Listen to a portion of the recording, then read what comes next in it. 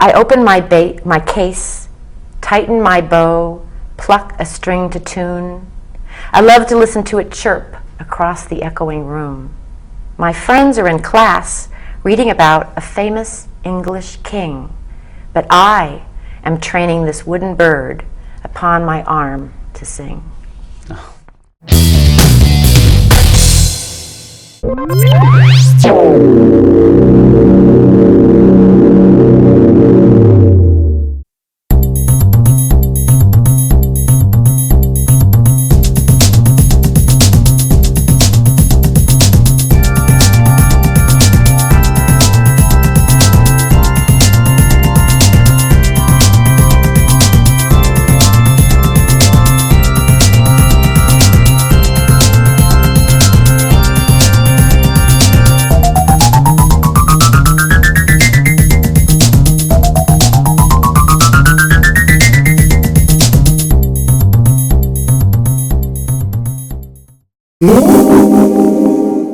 I'm your host, Danny Brassell, and this is the show that celebrates the positive contributions of individuals throughout our community. It is my joy and pleasure to have with me today April Halprin Wayland, a children's author and poet from right here in Manhattan Beach, who I met, amazingly enough, in Springfield, Illinois. Thank you so much for joining me today, My April. pleasure. Thank you for asking me. Before we get into our interview, I wanted to promote your latest book, which is New Year at the Pier, and you had a short video of that. So let's look at that video right now of New Year at the Pier.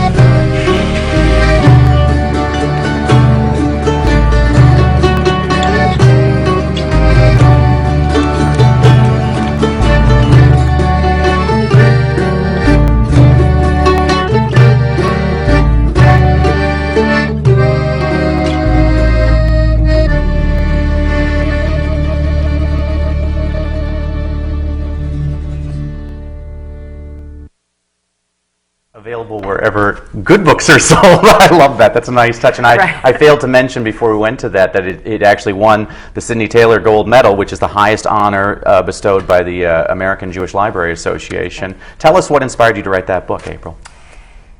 My editor asked me if I had any Jewish books in me, and I am Jewish, but not inside a temple religious Jewish. Mm-hmm. And so that was an interesting question for me. And the one thing, there's several things that we do every year. We have a latke party for the community in our neighborhood. We celebrate Passover. But the one thing that I love, and that was a fairly new discovery for me, is that there's one part of the Jewish New Year where you walk towards water and you have little pieces of bread in your hand. And for every mistake you've done in the previous year, you throw one piece of bread out into the water and let it go. And it needs to be a body of water where there are fish, because fish always have their eyes open and God always has God's eyes open. But it's a very joyous, in Manhattan Beach, it's different. Every community does it differently. In fact, my friend in Kansas said they would have a great big bathtub outside in the backyard and the kids would dance and sing around it and then throw their, their sins into the bathtub. But we walked down the Manhattan Beach Pier, which is quite beautiful. Yes, it is. And there are maybe 200, 300 people strong singing joyously. and then they play the shofar, which is the ram's horn. Mm-hmm. And so it's both a very lively community, busy, lots of people kind of atmosphere, but then at the point where they say, now it's time, it's very introspective, and you're quiet, and you're sitting next to the pier, and you're thinking, did I spend enough time with my kid?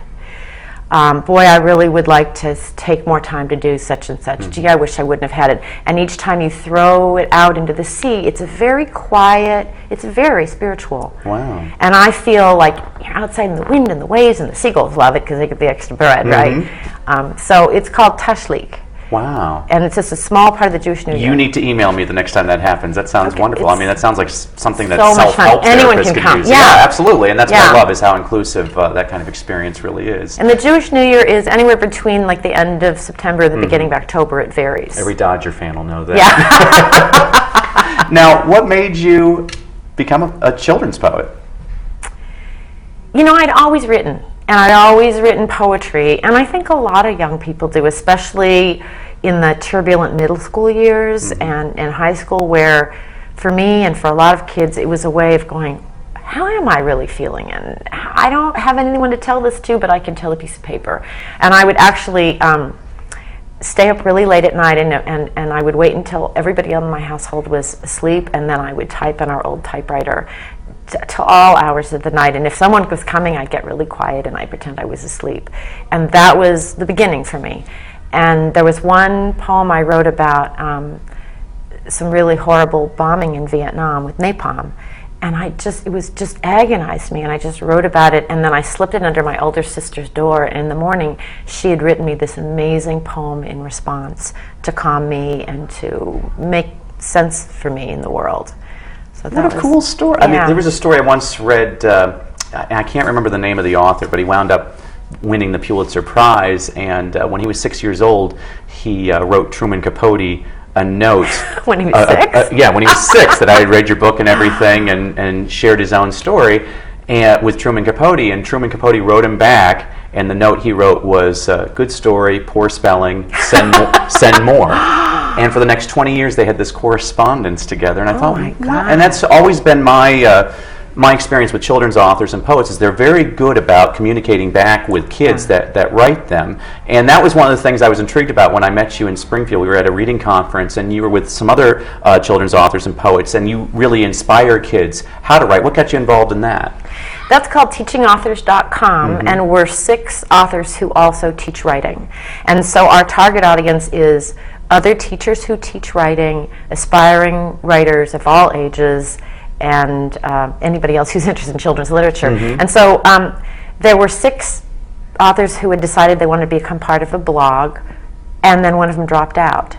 And I didn't know any of them except for one who said, I know April, she's out on the West Coast, and I didn't know any of them.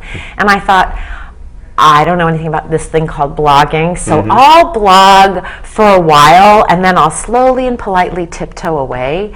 And it's become so much fun. I only have to post once every other week, so it's like writing a newspaper great. column. It's not like Twitter. No, it's not like Twitter. And I post on Fridays, and in the kid litosphere, that's called Poetry Friday. So I always post an original poem and a discussion of whatever, we choose a topic that each of us covers. So for example, this week we're covering what I wish I would have known when I first started writing. So we each kind of talk about that. I write an original poem, and then we each have a little bit of curriculum that a teacher could use right away the next day in class. Well, and that was when I was reading your biography, there was something that you wrote that I just loved when you were talking about who you are. You said, the hardest, you've done a million things in your life, and she writes, but the hardest thing I've ever done was learn who I am and who I want to be in this world. Writing helped me learn this. And that was so powerful to me. And so how do you inspire kids to write? Well, for example, in the month of April every year, I write a poem a day for myself. But for the month of April every year, I post the poem of the day, and I write the story behind the poem, which is quite a challenge, because if you write a poem a day, you're not going to have a lot of winners, and so to post them is very raw. So what I try to show people, first of all, is they're not going to all be perfect, and you can do it anyways. And the things that I have learned from writing a poem a day is, one is I'm very present because I'm looking for that poem. And so I'm listening and I'm smelling and I'm seeking out what is today's poem. And then I try in my writing to be really as honest as I can. One of my favorite writers is Anne Lamott, and she wrote Bird by Bird. And what she does is she like rips off her shirt and shows you her scars. And it's not really about Anne Lamott, it's about me. Because I read it and I go, I feel the same way. The human experience. So for example, a couple days ago, I was writing, I was listing a bunch of books that I was donating. A bunch of friends had autographed books, and I was donating them to the Juvenile Diabetes Society because that's a dear organization that we hope to discover the cure and have done with diabetes. And I was also looking at the listing for the LA Times Book Festival. And all of these are really successful friends of mine. And at that moment, I was feeling passed over, old and gray. They won the race. I'm still at the starting place. You know, all those things, the insecurities that hit every writer. And so that became the topic of my poem, which is very revealing and scary. And what I wanted to put at the end was that the poem was really about, you know, I could have cheated a little bit, and I could have said that all these sad feelings I have is because a friend died. I almost wrote that last stanza, and I thought, you need to be honest here. So I wrote, I wasn't feeling like the star that all my friends, it seemed to be. And I have gotten more comments on that poem than almost anyone I posted this month, because people feel that too. So I guess what I try to convey to young writers is you got to be honest and you got to be present. You know, and I like what you're saying about Annie Lamont, the scars, showing the scars, because to me all good writing has to be deeply personal, or else a good reader will catch it right away. It has to be.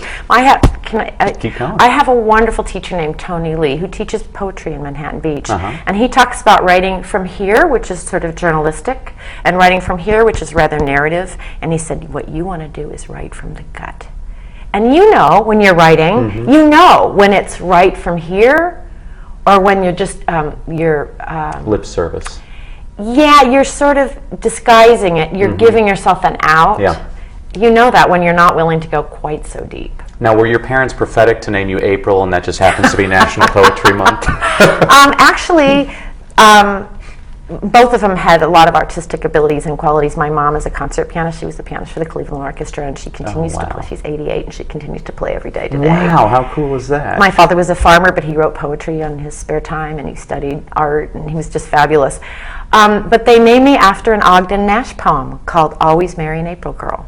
Oh, that's so great. That was kind of prophetic, yeah. That's great. Now, you had it sounds like just an amazing childhood growing up on a walnut farm in Northern California. Can you tell us a little bit about that? So my father was a farmer in Northern California. We had 300 acres of walnuts. When he married my mom, her career was just taking off in Los Angeles, and she needed to stay in Los Angeles. So they established 2 home bases. My mom and my sister and I lived in Santa Monica, and we went to Santa Monica schools. My father drove back and forth 500 miles every other month from the farm, and then every single summer, all summer long, all spring breaks and all winter breaks, we were up at the farm. So it was like both a city and a city mouse, country mouse. Right, yeah. Exactly, yeah. So it was wonderful getting up at 5 in the morning and going on the tractor, learning how to drive a Willys Jeep when I was 6 years old. They couldn't see my head above the Jeep cab, so it looked like a ghost was driving it. And they knew it was me because it was hiccuping because I wasn't quite getting it into stick shift. Now, you have 2 sisters. Are they older, younger? Just one. Just one sister, okay. She's older, and she was public relations. I don't know if I have her title right, but she was involved in sustainable agriculture for the University of California, and very involved in getting the words out about sustainability. And for 29 years, she made that a huge movement. I like that you just said, I don't know if I got her title right, because I'm looking at your titles, and I loved your titles. You are a writer, a mother, a wife, a speaker, a fiddle player, an organizer, a teacher, a poet, a doodler, a daughter, a sister, a performer, a storyteller, a peace activist, a traveler, a walker, a hiker, a meditator, an aqua farmer, a sun farmer, an animal lover, a cloud collector, a procrastinator, an infrequent Twitterer, and Facebooker. Is that it? Yeah. I thought that was just absolutely great. Another thing that you wrote about yourself was choosing the author name April Halprin Wayland. Right. Why did you choose 3 names? Well, first of all, my husband said every good children's book writer has 3 names. I mean, you look around, they just do. Dr. Seuss. Well, Dr. Seuss. And Beverly Cleary. Okay, we'll give them a pass. We'll give an exception. We'll give them a pass. And second of all, because I'm Jewish, and Wayland is not a Jewish name, and I wanted other people to know who I was on very many layers. And also because a guy I had a crush on, and when I was 13, I wanted to make sure if he ever wanted to look me up, that was me. Now that's interesting because you just pointed out because you're Jewish and everything, and I should have asked this earlier when you said your publisher asked you if you had a Jewish book in you. Why would they ask that? Just based on the fact that you're Jewish, or what was that all about? I think even though Jews are a small percentage of the population, they're big book buyers and big book readers, and so it's a small niche, but it's a large potential market. And in fact, what happened was I sent that book off to that publisher, Knopf, and they decided they didn't want it. So I called my editor at Dial, and I just said, "Are you interested in a picture book that's Jewish, themed?" And she said, "Oh my God, I just came out of a meeting where we were saying we need more Jewish-themed picture books. Send it." That's great.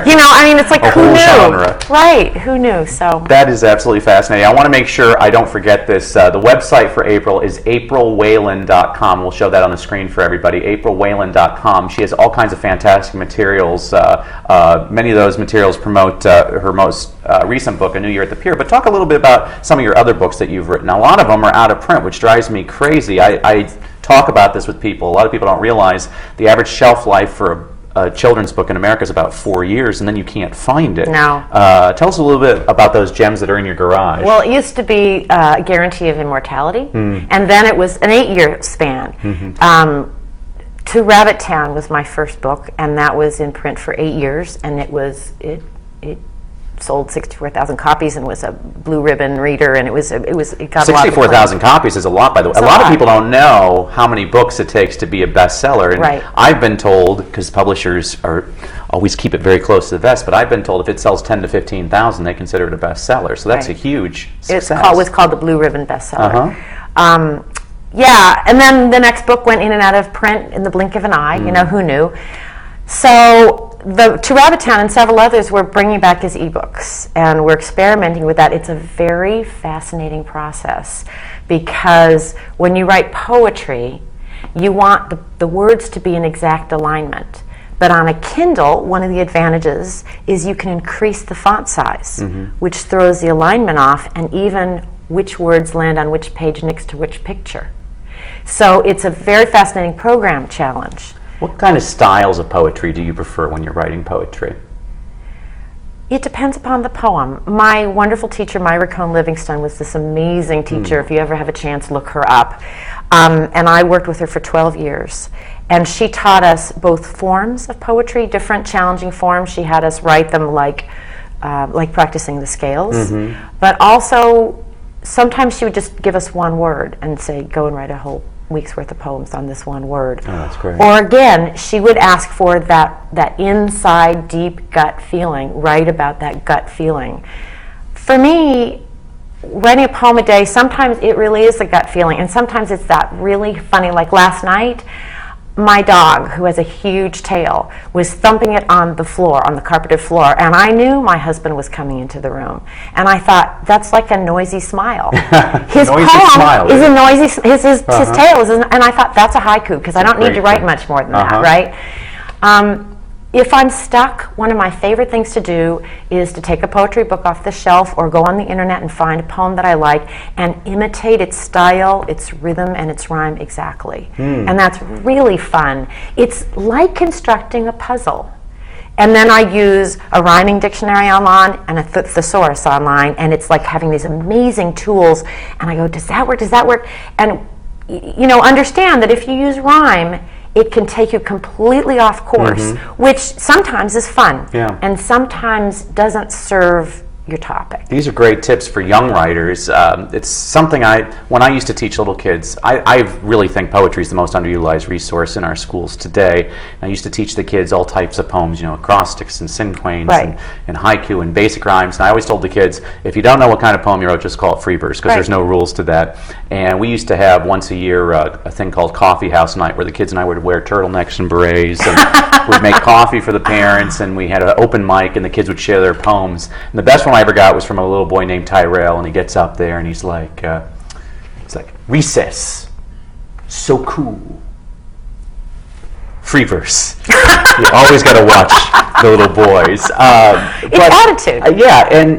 But these were kids that a lot of them would be considered reluctant writers, but poetry was a ticket to get them to become writers. And I wanted to hear from you about, what do you see as the role of poetry in the modern day classroom, and when should we start? And the reason I asked that is I was doing a poetry workshop in Texas to first grade teachers, and a teacher raised her hand. She said, well, we don't start poetry in Texas until 4th grade. And I'm like, you've never exposed the kids to nursery rhymes or to... I was just baffled. It's very difficult to get me at a loss of words, but what do you see as the role of poetry in classrooms and schools across America? Well, I'm going to get to your question in a second, but you talk about a reluctant reader or a reluctant writer, and so for older kids, and not so older kids now, the format of a novel and poems is amazing. I've written one novel and poems called Girl Coming In for a Landing. That's the one I have that is out of print, that I have millions of copies in my garage. I think we might even have a picture of that book. Yes, Girl Coming you do. In for a Landing. And what teens love about that is there's lots of white space. And for someone who is not much of a reader to go, I read a whole novel, is huge. And now I'm going to digress a little bit more and come back to your question. I'm all about digressions. Okay. Go. So you talk about form of a poem. If I don't know, if I want to do it in free verse, sometimes just putting it into stanzas of the same number of lines to make it look like a poem may be enough. Sometimes just giving it one repeating line, a chorus, a refrain, is enough so that my brain gets in kind of a rhythm. And sometimes one of the simplest formats is called an envelope poem, which begins and ends with the same line. And so those are some very easy ways to make it feel like I have a structure, but it's not an impossible structure. So in terms of bringing it into the classroom, I hesitate to encourage rhyme, because again, it can really limit you getting down to that deeper place. And what I learned from Myra Cone Livingston is one of the best exercises, if you're a teacher, you need to do this, is have your children go outside for 10 minutes with a piece of paper and a pencil. Have them draw down the center of their pencil, on their paper, a line. On one side is the scientific observation of a thing. They're going to sit next to, say, a dandelion, or a dead snail, or the trunk of a tree.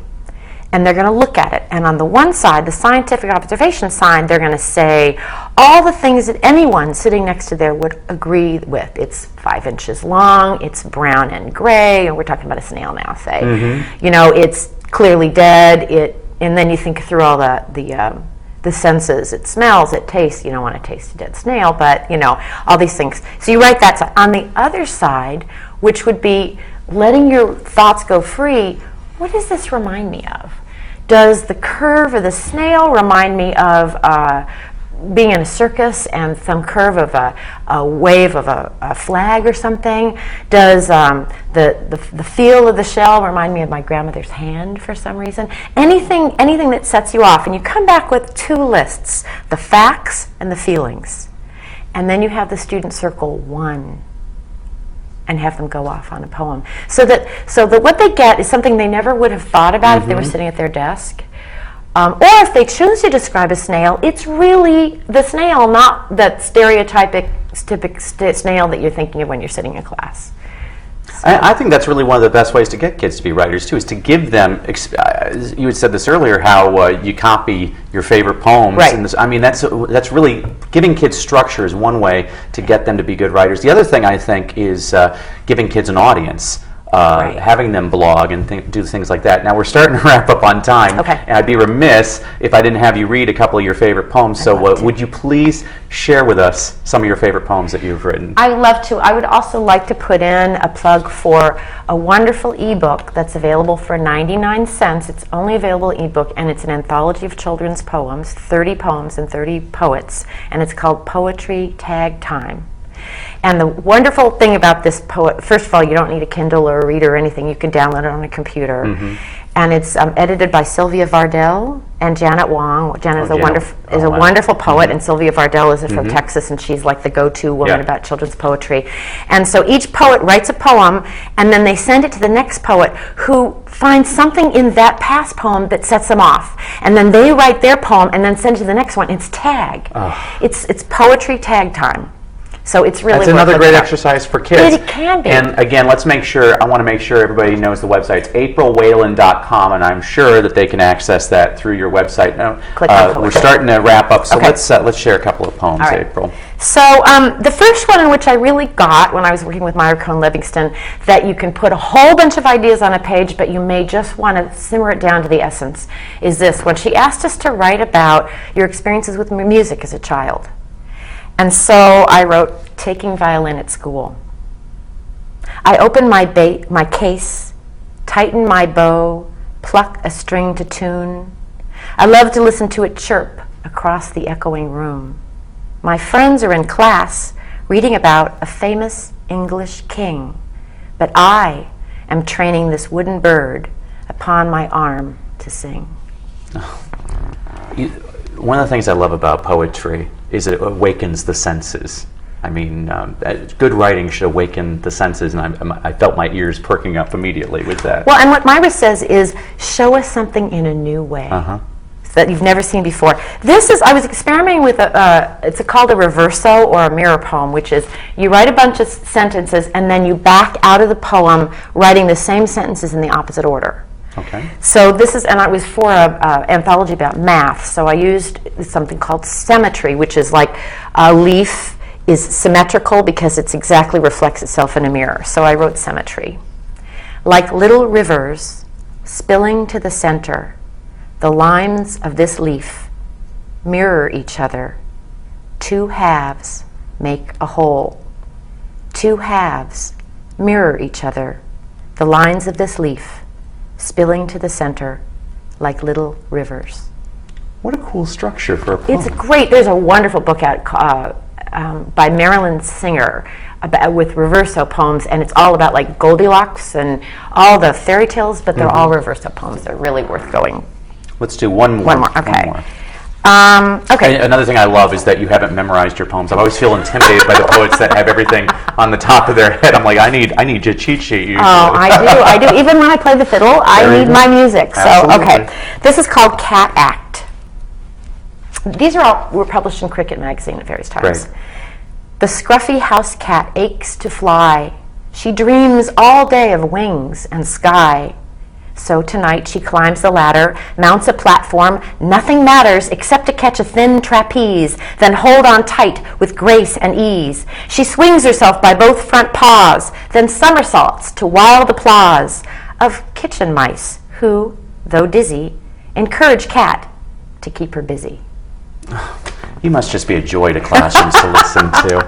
I really wish we had more time. We have to wrap up, but it was really a treat having you today, Thank you April. so much for asking It's me. amazing that there are people like this throughout our community, and remember that people make a difference every single day. Everybody has a story to tell. If you know anybody that has a story, please invite them to come on the show. Until next time, thank you for joining us, and God bless.